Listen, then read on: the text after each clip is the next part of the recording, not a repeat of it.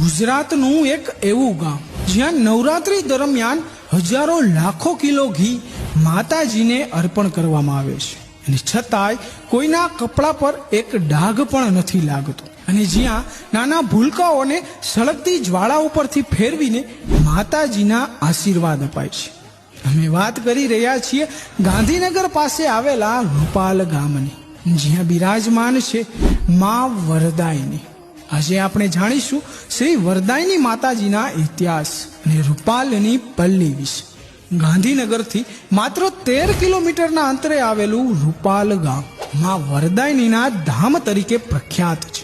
અહીં આસો સુદ નોમની રાત્રે એક એવી દિવ્ય ઘટના બને છે જેના સાક્ષી બનવા 5 લાખથી પણ વધુ ભક્તો ઉમટી પડે છે।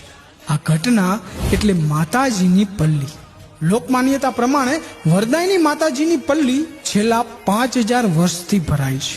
આ પલ્લીનો ઇતિહાસ મહાભારત કાળ સાથે જોડાયેલો છે।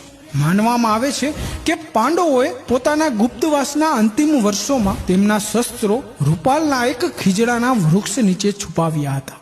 ગુપ્તવાસ પૂર્ણ થયા પછી શસ્ત્રો પાછા લેતી વખતે તેમને શસ્ત્રોની પૂજા કરી અને 5 દીવાની જ્યોતવાળી એક પલ્લી બનાવી માતાજીને અર્પણ કરી। ત્યારથી જ આ પલ્લીની પરંપરાનો પ્રારંભ થયો।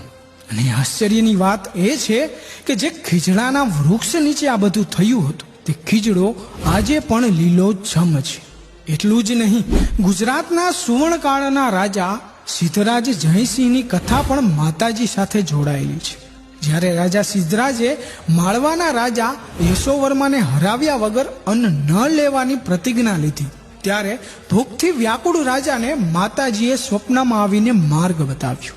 માતાજીના આશીર્વાદથી યુદ્ધમાં વિજય મેળવ્યા બાદ રાજા સિદ્ધરાજ જયસિંહે આ મંદિરનું નવેસરથી નિર્માણ કરાવ્યું